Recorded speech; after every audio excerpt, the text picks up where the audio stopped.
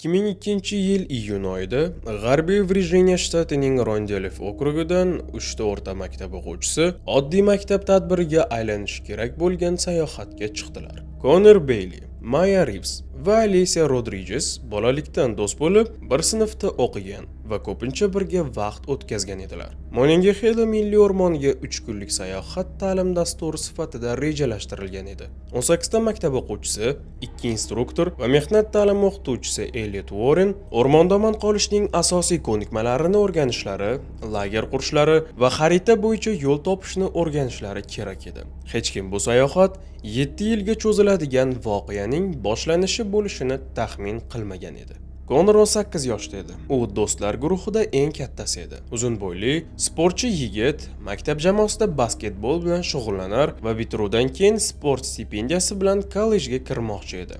Maya 17 yoshda bo'lib, fotografiya bilan qizlar va otasi sovg'a qilgan eski kamerasini doim olib yurar edi. U fotojurnalist bo'lishni orzu qilar va universitetga kirish uchun allaqachon portfolio ustida ishlayotgan edi. Alicia 3 tasidan eng kichigi edi. U 16 yoshda edi. Qoramtir sochli jimjit qiz, yaxshi o'qir va kechqurunlari ota-onasiga kichkina oilaviy restoranda yordam berardi. 3 tasi ham kichik shahardagi oddiy o'smirlar edilar. U yerda hamma bir-birini bilar edi.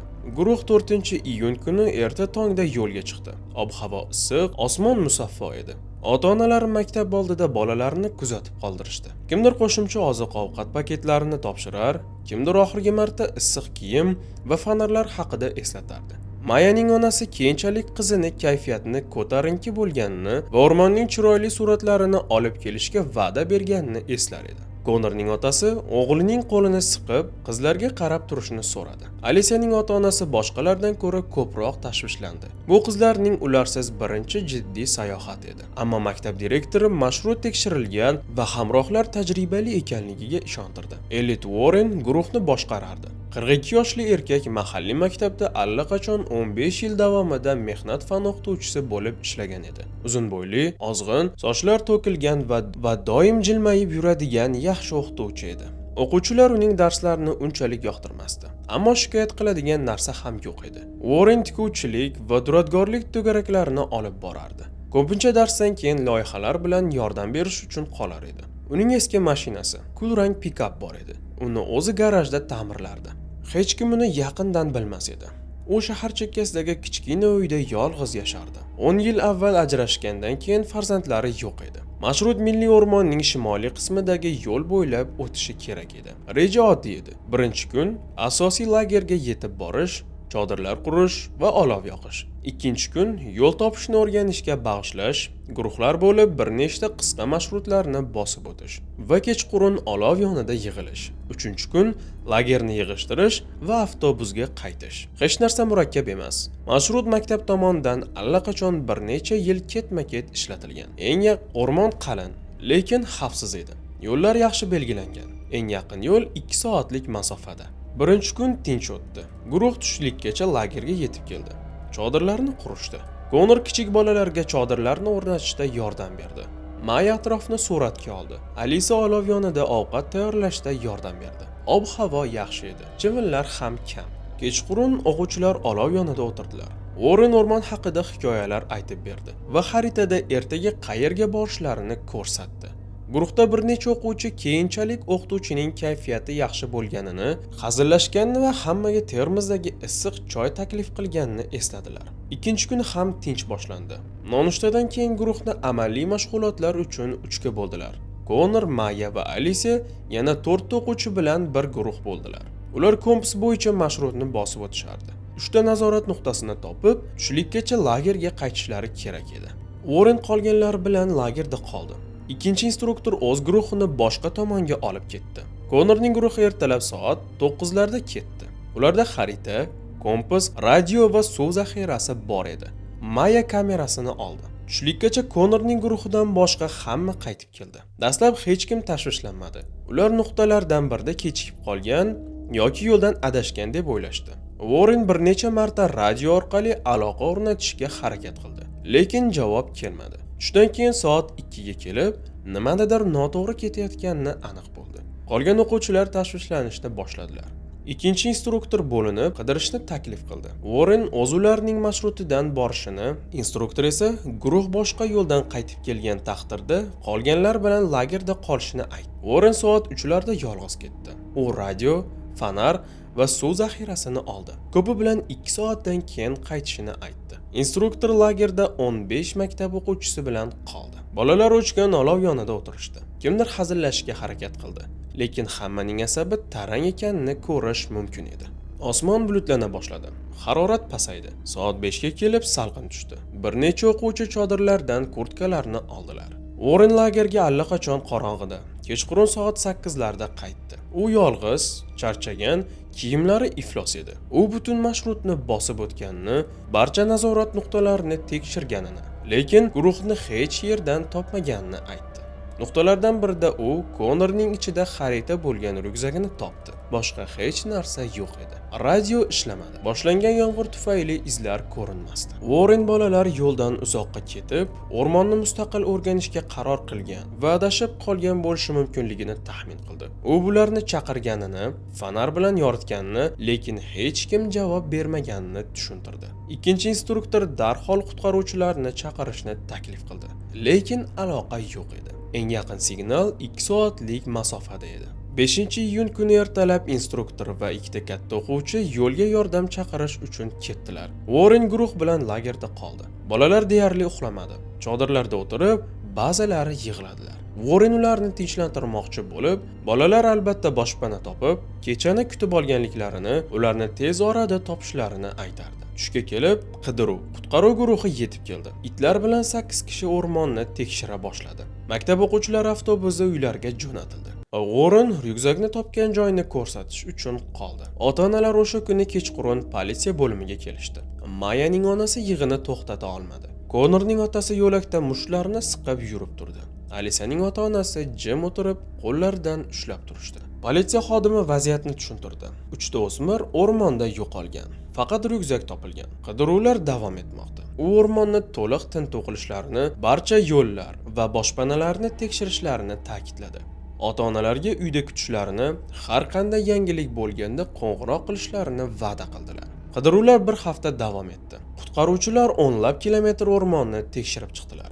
Itlar barcha yo'llarni hidladilar. Vertolyot hududni uchib chiqqan, lekin qalin barglar havoda biror narsani ko'rishga imkon bermasdi. Yana bir nechta mayda narsalar topildi. Shokolad batonining o'rami, bo'sh suv shishasi va arqon bo'lagi. Lekin o'smirlarning o'zlari topilmadi. 7-kun qidiruvlar rasman to'xtatildi. Politsiya xodimi ota-onalarni yig'ib, barcha mumkin bo'lgan joylar tekshirilganligini, davom ettirish uchun resurslar yo'qligini tushuntirdi. Ish bedarak yo'qolganlarga o'tkazildi. Warren batafsil ko'rsatma berdi. U guruh standart marshrut bo'ylab ketganligini, ularda xarita va kerakli hamma narsa bo'lganini aytdi. U bir necha marta radio orqali aloqa o'rnatishga harakat qilgan, lekin javob ola olmagan. Qidirishga borganda butun marshrutni bosib o'tgan, lekin faqat ryukzakni topgan.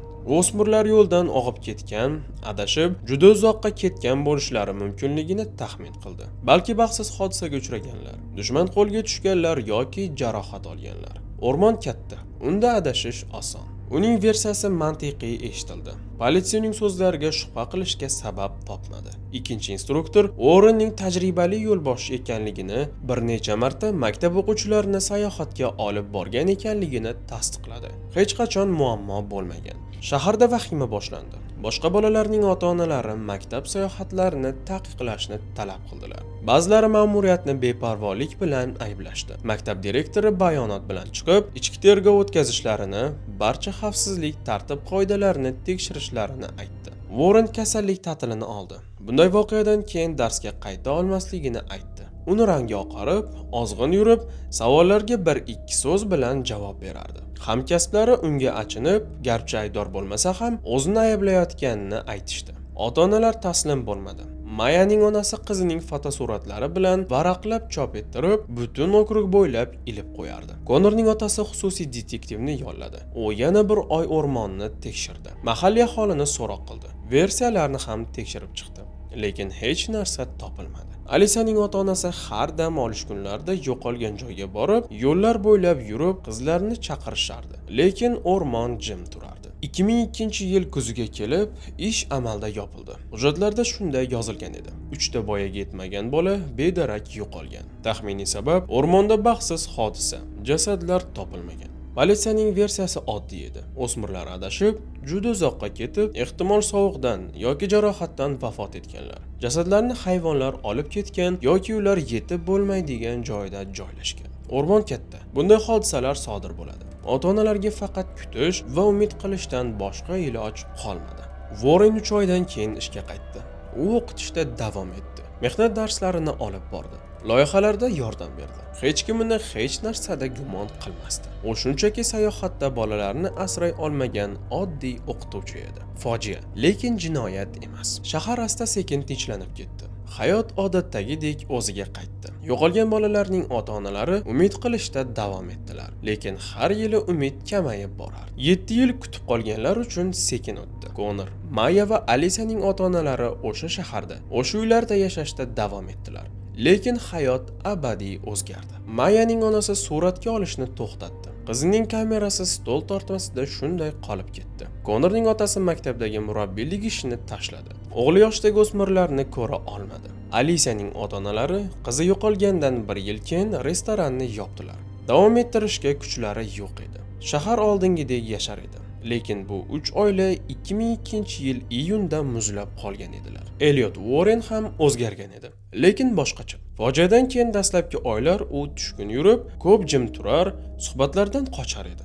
Hamkasblar buni aybdorlik hissi deb hisoblar, ba'zilari hatto unga achinardilar. Lekin yil oxiriga kelib, u avvalgi hayot tarziga qaytdi. Mehnat fanidan dars berib, to'garaklar olib borardi. O'quvchilarga loyihalarda yordam berardi. Kechqurunlari garajda ishlar, eski pikabini ta'mirlar, duradgorlik bilan shug'ullanardi. Ba'zan dam olish kunlari o'rmonga ketib, baliq ovlagani haqida gapirardi. U yolg'iz yashar, kamdan kam kimdir bilan yaqindan muloqot qilardi. Qo'shnilar uni chertga tortadigan jim, yopiq odam sifatida bilardilar. 2003-yilda maktabda kichik bir voqea yuz berdi. O'quvchilardan biri 15 yoshli qiz onasiga Warrenning uni juda tez darsdan keyin ushlab qolishi, go'yoki loyiha bilan yordam berish uchun deb shikoyat qildi. Onasi direktorga kelib, tekshirishni talab qildi. Ichki tekshiruv o'tkazildi. Qiz va boshqa bir necha o'quvchilar so'roq qilindi. Aniq hech narsa aniqlanmadi. Qiz o'quvchi bilan yolg'iz qolganda o'zini noqulay his qilganini aytdi. Qiz Warren bilan yolg'iz qolganda o'zini noqulay his qilganini aytdi. Boshqa shikoyatlar bo'lmadi. Warren tikuvchilik loyihasi bilan yordam berganini, bu qo'shimcha vaqt talab qilganini tushuntirdi. Direktor unga og'zaga ogohlantirish berdi. O'quvchi qizlar bilan yolg'iz qolish holatlaridan qochishni so'radi. Voqea shaxsiy faylga yozildi, lekin undan keyin o'tmadi.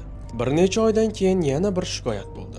Bu safar anonim. Kimdir maktabdagi murojaatlar qutisiga yozuv qoldirib, Warrenning g'alati tutinayotganini ma'lum o'quvchilarga, ayniqsa qizlarga juda ko'p e'tibor berayotgani haqida yozdi. Yozuv direktorga topshirildi. U Warrenni suhbatga chaqirdi. O'qituvchi xotirjam bo'lib, bu kimningdir qasos yoki noto'g'ri tushunish ekanligini aytdi. Balki ota-onalardan kimdir bahoga norozi. Direktor uni yana bir bor ogohlantirdi. Ehtiyotroq bo'lishini so'radi. Shu bilan hamma narsa tugadi. Shikoyatlar to'xtadi. Warren ishlashda davom etdi. 2005-yilda Mayaning onasi tergovni qayta boshlashga harakat qildi. U pul yig'ib, boshqa xususiy detektivni, tajribaliroq detektivni yolladi. Detektiv bir necha hafta eski materiallarni qayta tekshirib, guvohlarni qaytadan so'roq qilish bilan o'tkazdi. U o'sha sayohatda bo'lgan o'quvchilar, instruktor Warren bilan suhbatlashib, marshrutlarni, topilgan joylarni tekshirib, yangi biror narsa topishga harakat qildi. Lekin allaqachon 3 yil o'tgan, izlar ancha sovigan edi. Guvohlar kam narsa eslar, ko'p tafsilotlar unutilgan edi. Detektiv hisobot tuzdi. Unda ish ehtimol haqiqatdan ham baxtsiz hodisa bo'lganini, jasadlarni hayvonlar olib ketganini yoki ular o'rmonning qidiruv guruhlariga yetib bormagan chuqur joyda joylashgan bo'lishi mumkinligini yozdi. Mayaning onasi hisobotni o'qib yig'ladi. Puli esa tugadi. Umidlari ham so'nib bitdi. Konorning otasi har yili iyunda o'sha o'rmonga borardi. U yo'llar bo'ylab yurib, sobiq lager joyiga kirardi. U yerda soatlab turardi. Ba'zan o'g'lining fotosuratlarini olib borib, kamdan kam uchraydigan sayyohlarga ko'rsatardi. G'alati biror narsa ko'rmaganligini so'rardi. Hech kim hech narsa ko'rmagan. O'rmon ulkan edi. Deyarli millionlab daraxtlar, jarliklar va soyalar. U yerda aniq ko'rsatmasiz biror narsani topish deyarli imkonsiz edi. Otasi buni tushunardi, lekin to'xtay olmadi. Bu o'g'li uchun qila oladigan yagona narsa edi. Alisaning ota-onalari birinchi 2 yil ichida 10 yilga qarigan edilar. Onasi tinchlantiruvchi dorilar qabul qila boshladi. Tabletkasiz uxlay olmasdi. Otasi 2 ishda ishladi. Og'riqni charchoq bilan bosishga harakat qildi. Ular o'zaro deyarli gaplashmasdi. Har biri o'z qayg'usi bilan yolg'iz kurashardi. Bayramlarda 4 kishilik dasturxon yozib, qizi uchun likob qo'yardi. Qo'shnilar nima deyishni ham bilmasdi. Asta-sekin muloqot ham to'xtadi. Oila qayg'usiga berk yopilib qoldi. Shaharda yo'qolgan o'smirlar haqida kamroq eslay boshlashdi. Yangi o'quvchilar maktabga keldi. Yangi hikoyalar eskilarni siqib chiqardi. Ba'zan eski o'quvchilardan biri o'sha fojiaga ishora qilardi, lekin yoshlar endi eslamasdi. Hayot oldinga ketdi. Warren oddiylikning bir qismiga aylandi. Shunchaki maktabda ko'p yillar ishlaydigan mehnat o'qituvchisi. U haqida bolalar yo'qolgan o'sha sayohatda bo'lgani ma'lum edi, lekin hech kim buni ochiqdan-ochiq muhokama qilmasdi. Mavzu noqulay edi. Odamlar undan qochishardi. 2007-yilda Warren boshqa maktabga o'tish uchun ariza berdi. Muhitni o'zgartirmoqchi, toza varaqdan boshlashni xohlagani aytildi. U rad etildi va bu maktabda kerak ekanligi aytildi. Bu o'rinni bosuvchi topish qiyin edi. U qoldi. Dars berishdi. To'garaklar olib borishda davom etdi. Hamon yolg'iz yashar, hamon dam olish kunlari o'rmonga borardi. Unda Monongahelaning eski sayohat xaritasi bor edi. Eslatmalar marshrutlar bilan yozib qo'yilgan. Baliq ovlash bilan qiziqib qolganini, daryolardagi barcha yaxshi joylarni bilishini aytardi. 2009-yil kuzida G'arbiy Virjiniyada kuchli bo'ron o'tdi. Shamol soatiga 100 kilometrga yetib, daraxtlarni ag'darib, tomlarni uchirdi. Ko'p okruglarda elektr quvvati uzildi. Yo'llar yiqilgan tanalar bilan to'sib qo'yildi. Monongahela milliy o'rmonida bo'ron ayniqsa qattiq bo'ldi. O'nlab yillar turgan eski daraxtlar shamol kuchiga bardosh bera olmadi. O'rmonning yuqori qismida, asosiy yo'llardan uzoqda ulkan eman daraxtini ag'darib yubordi. Daraxt asrlik edi. Ildizlari yerga chuqurroq kirgan. U yiqilganda ildizlari buralgan holda bir necha metr diametrli voronka hosil qildi. O'rmonchi David Portman bo'rondan 2 hafta o'tib hududni aylanib chiqmoqchi bo'ldi. Uning vazifasi yiqilgan daraxtlarni belgilash, tozalash kerak bo'lganlarini, yo'llarning holatini tekshirish kerak edi. U sayyohlar kamdan kam foydalanadigan eski yo'l bo'ylab ketdi. U o'rmonning berk qismiga olib borardi. Yiqilgan emanga yetganda to'xtab, shikastlanishini ko'rib chiqdi. Ildiz tizimsiz massiv edi. Atrofdagi tuproq parcha-parcha bo'lgan. David daraxtni aylanib, daftariga eslatmalar yozardi. Aynan o'shanda u ildizlar ostidagi voronkada g'alati bir narsani payqadi. Tuproq va toshlar orasida matoga o'xshagan qora narsani cheti ko'rinib turardi. David yaqinroq kelib, cho'kkalab o'tirdi. Bu qop, qora plastik axlat qopi edi. Qisman tuproq bilan cho'milgan. Qop eski, yirtilgan edi, lekin shakli ichida nimadir borligini ko'rsatardi. David topilmani qo'li bilan tegmadi. Radioni yoqib, yordam chaqirdi. 1 soatdan keyin yana 2 o'rmonchi va mahalliy politsiya belgilangan joyga keldi. Tuproqni ehtiyotkorlik bilan tozalash boshlanganda bitta emas, balki 3 ta qop borligini aniqladilar. 3 qop ham yonma-yon yotgan, yuqorida qandaydir ip bilan tikilgan. Tikuvlar aniq qo'lda qilingan edi. Qoplar ho'l, ba'zi joylarda vaqt va ildizlar tomonidan yirtilgan edi. Chiqarib olishda qoplardan biri tasodifan yirtilganda, ichidan suyak borligi ko'rinib qoldi. Politsiyachi darhol qo'shimcha kuch va kriminalistlarni chaqirdi. Kechga yaqin butun brigada joyga yetib keldi. Hududni to'sdilar, chodir o'rnatdilar va professionallarni chaqirib olishni boshladilar. Qorong'igacha ishladilar. Keyin proyektorlar yorug'ida keyingi kuni davom ettirdilar. Qoplar to'liq chiqarib olindi. Joyida ochilmasdan maxsus konteynerlarga solinib, kriminalistik laboratoriyaga yuborildi. Qoplar yonida bir necha mayda buyum topildi. Ryukzak qoldiqlariga o'xshagan mato bo'lagi, telefon yoki boshqa qurilmadan bo'lishi mumkin bo'lgan plastik parchalar, kameradan metal va kamardan metal tokcha. Laboratoriyada qoplar keyingi kuni ochildi. Har birining ichida to'liq skeletlantirilgan inson skeleti topildi. Yumshoq to'qimalar deyarli to'liq parchalangan edi. Faqat suyaklar va kiyim parchalari qolgan edi. Suyaklarning holatidan jasadlar yer ostida ko'p yillar yotgani aniq bo'ldi. Mutaxassislar batafsil tekshiruv boshladilar. Birinchi aniqlangan narsa halok bo'lganlarning yoshi. Uchtasi ham o'lim paytida 16 dan 18 yoshgacha bo'lgan o'smirlar yoki yosh odamlar bo'lgan. Keyingi tekshiruvda saqlanib qolgan shaxsiy buyumlar topildi. Qoplardan birida talaba guvohnomasining qoldiqlari, ikkinchisidan initsillar yozilgan metal kulon, uchinchisida teri bilaguzuk parchasi. Talaba guvohnomasi shunchalik shikastlanganki, matn deyarli o'qilmadi. Lekin fotosurat qisman saqlanib qolgan edi. Kriminalistlar suratni qayta ishlashdi. Kontrastni kuchaytirdilar. Fotosuratdagi yuz qoramtir sochli qizga tegishli edi. Bedarak yo'qolganlar bazasi bo'yicha tekshiruv boshlanganida tezda 7 yillik ishga chiqishdi. Identifikatsiya bo'yicha mutaxassis 2002-yilda 3 o'smirning yo'qolgani haqidagi materiallarni ko'tardi. Tafsilotlar mos tushdi. 3 kishi, 2 qiz va 1 yigit shu o'rmonda, deyarli shu hududda yo'qolgan edi. Tergovchilarda yo'qolganlarning shaxsiy buyumlari, kiyim tavsifi haqida ma'lumot bor edi. Initsiyallar yozilgan kulon onasi aytishicha, Maya taqib yurgan kulon bilan mos tushdi. Bilaguzukni Konorning otasi tasvirlab berdi. Ma'lumotlarni solishtirish topilgan qoldiqlarning aynan o'sha 3 o'smirga tegishli ekanligini yuqori ehtimol bilan ko'rsatdi. Yakuniy tasdiqlash uchun DNK tahlili o'tkazildi. Ota-onalardan solishtirish uchun namunalar topshirishlari so'raldi. Konorning otasi ularga qo'ng'iroq qilingan kuni laboratoriyaga keldi. Mayaning onasi qizni topganlarga ishona olmadi. Alisaning ota-onalari laboratoriya binosi oldida mashinada yarim soat o'tirib, kirishga qaror qilishdi. Namunalar olindi va tahlilga yuborildi. Natijalar bir haftadan keyin keldi. Uchala holatda ham mos keldi. Topilgan qoldiqlar haqiqatdan ham Conor Bailey, Maya Reeves va Alisa Rodriguezga tegishli edi. Yangilik ota-onalarga yetganda reaksiyalar turlicha bo'ldi. Mayaning onasi tergovchi kabinetida hushidan ketdi. Conorning otasi Jim bosh irgab, ko'chaga chiqib, skameykaga o'tirib, bir nuqtaga tikildi. Alisaning ota-onalari quchoqlashib uzoq yig'ladilar. 7 yillik kutish eng dahshatli tarzda tugadi. Ammo endi hech bo'lmaganda aniqlik bor edi. Endi bolalarni dafn qilish, yodgorlik qo'yish va qabrlarga kelish mumkin edi. Politsiya darhol tergovni endi qotillik ish sifatida qayta boshladi. Birinchi qilingan ish 2002-yilda materiallarga qaytish edi. Barcha ko'rsatmalarni qayta o'qish, barcha guvohlarni tekshirish bo'ldi. Yo'qolish holatlariga alohida e'tibor qaratildi. O'smirlarni tirik ko'rgan oxirgi kishi kim edi?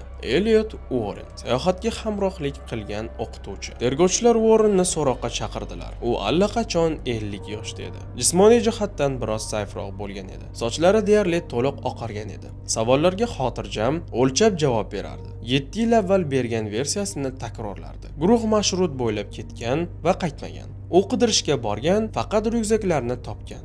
O'smirlar adashib, ehtimol baxtsiz hodisaga uchraganligini taxmin qilgan. Uning ovozi tekis, qo'llari titramadi. Tergovchilar har bir so'zni yozib, reaksiyalarini kuzatardi. Hozircha shubhali hech narsa yo'q, lekin kriminalistlar qoplar va ularning tarkibi ustida ishlashda davom etdilar. Tikuvlarni tekshirish qiziq tafsilotni ko'rsatdi. Qoplar tikilgan ip oddiy maishiy ip emas, balki tikuv ustaxonalari va ishlab chiqarishda ishlatiladigan sintetik sanoat ipi edi. To'qimachilik bo'yicha mutaxassis ishlab chiqaruvchini, ip turini, hatto ishlab chiqarish yilini aniqladi.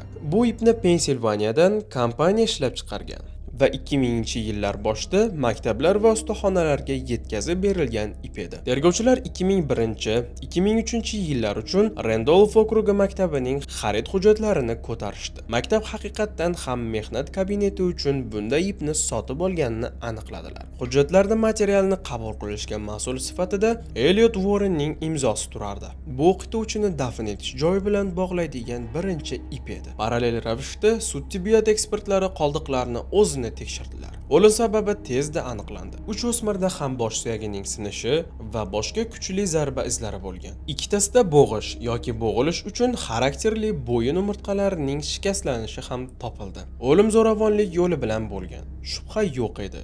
Bu 3 qavatli qotillik edi. Baxtsiz hodisa emas. Qo'l suyaklarni batafsil ko'rib chiqishganda, qurbonlar qarshilik ko'rsatishga uringanligini ko'rsatadigan mikroskopik tirnalishlar va shikastlanishlar topildi. Tirnoqlarda qolgan narsalar ostida mikrozarlar topildi.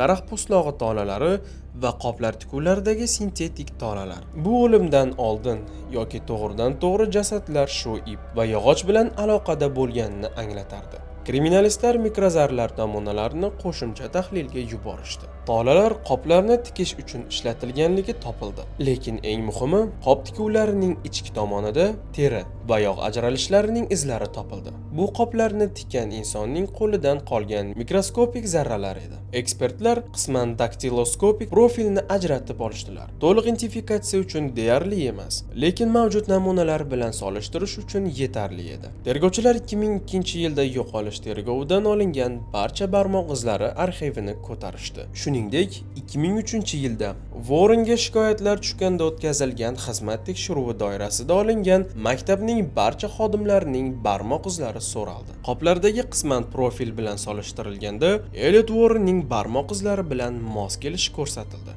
Xato ehtimoli minimal edi. Bu aynan shu qoplarni o'z qo'llari bilan tikkanligini anglatardi. Keyingi qadam qoldiqlar va qoplar ichida topilgan mikrotolalarni tahlil qilish bo'ldi. Ekspertlar bularning duradgorlik va tikuv ustaxonalarida ishlatilgan ish kiyimlari, fartuklar va kurtkalarda tolalar ekanligini aniqlashdi. Tolalarning tarkibi maktab mehnat kabinetida spetsodezda uchun sotib olingan mato turiga mos tushdi. Tergovchilar Warrendan eski ish kiyimi qolmaganligini tekshirdilar. Uning uyini tintuv qilish uchun order olishdi.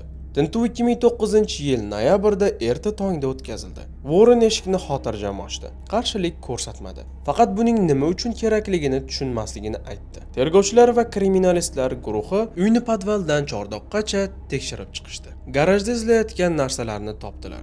Javonda eski ish kurtkasi yotgan edi. Iflos, bo'yoq va yog' dog'lari bilan. Cho'ntagida shu sintetik ipning o'rami topildi. Ekspertlar ipni qop tikuvlaridagi namunalar bilan solishtirishdi. Ishlab chiqaruvchi, tur va hatto seriyali partiya bo'yicha to'liq mos keldi. Kurtka yonida qo'lqoplar qutisi turardi. Eski bog' va ish qo'lqoplari. Bir juft qo'lqopning ichki tomonida quyuq dog'lar bor edi. Dog'lardan tahlil uchun olindi. Qon izlari juda zaifroq, lekin guruhni aniqlash uchun yetarli edi. Qon guruhi qurbonlardan birining qon guruhi bilan mos tushdi. Garajning uzoq burchagidagi taxtalar to'plami orqasidan 3 ta qora axlat qop topildi. Jasadlar topilgan qoplarga mutlaqo o'xshash. Qoplar bir partiyadan, biri ishlab chiqaruvchi, biri o'lcham edi. Lekin eng muhim topilma garajdagi ish stolining tortmasida yashiringan kichkina daftar edi. Daftar eski, sahifalar sarg'aygan edi. Yozuvlar qo'lda, notekis qo'lyozma bilan yuritilgan. Yozuvlarning ko'p qismi oddiy xo'jalik ishlariga tegishli. Materiallar xaridi, garajdagi ish rejalari. Lekin 2002-yil yozidagi tegishli bir necha sahifalarda g'alati iboralar bor edi. 7-iyunda shunday yozilgan: muammo hal qilindi. Boshqa hech kim bilmaydi. 10-iyunda esa joy ishonchli, ildizlar chuqur, hech kim topmaydi. 20-iyunda esa hamma narsa to'g'ri qilindi.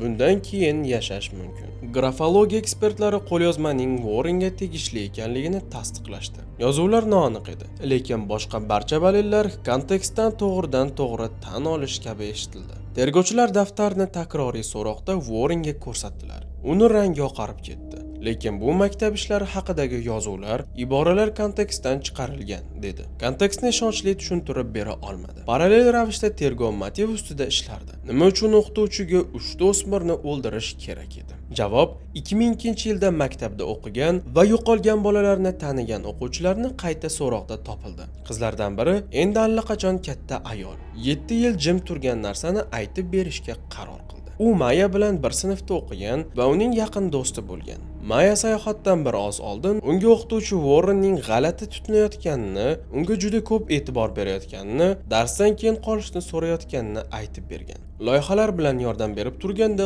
qo'li bilan tegib turardi. Maya o'zini noqulay his qilar, lekin shikoyat qilishdan qo'rqardi. Unga ishonmaydilar deb o'ylardi. Sayohatlardan bir necha kun oldin Maya bu haqida Connor va Alisiyaga aytib bergan edi. Connor g'azablanib, direktorga borish kerak. Bunday qilish mumkin emas dedi. Alice uni qo'llab-quvvatladi. Uchala o'smir sayohatdan qaytayotgandan keyin direktorga borib, hamma narsani aytib berishga qaror qilishdi. Maya qo'rqardi, lekin do'stlari uni ishontirdilar.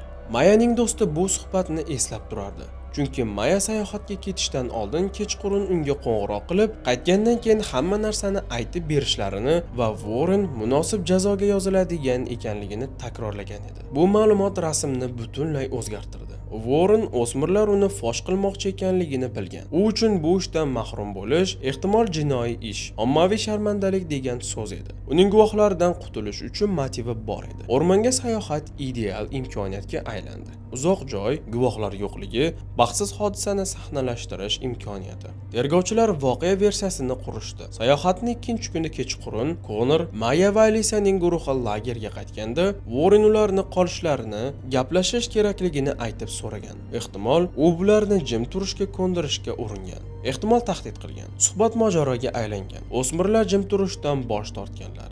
Warren chiqish yo'li yo'qligini tushundi. Janjal bo'lgan. Bu uchta o'smirga qarshi katta erkak edi, lekin kutilmaganligi va jismoniy kuch jihatidan ustunligi bor edi. U bularni boshga zarba berib o'ldirgan. Ehtimol tosh yoki og'ir shoxni ishlatgan. Keyin bo'g'ib o'ldirgan, ishonch hosil qilish uchun. Shundan keyin vahima boshlangan. U nima qilganini tushundi. Muammoning hajmini angladi, lekin orqaga qaytish iloji yo'q edi. U izlarini yashirishga qaror qildi.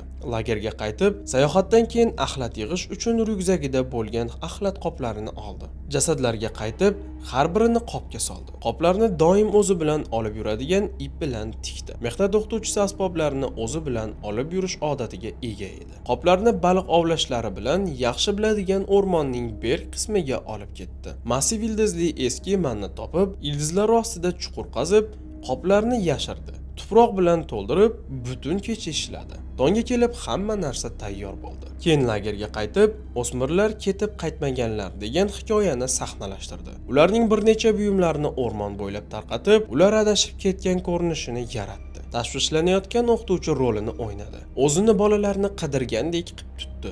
Qaruvchilar kelganda, go'yo ularni qayerda qidirganligini ko'rsatdi, lekin ataylab haqiqiy dafn joyidan uzoqqa olib bordi. Reja ishladi. Qidiruvlar hech narsa bermadi va ish sovidi. Hech kim uni gumon qilmasdi. 7 yil u xotirjam yashadi. Jasadlar ishonchli yashirilganini bilib, ehtimol ba'zan joyni tekshirish uchun, hamma narsa o'z joyida ekanligiga ishonch hosil qilish uchun borgan. Lekin tabiat boshqacha qaror qildi.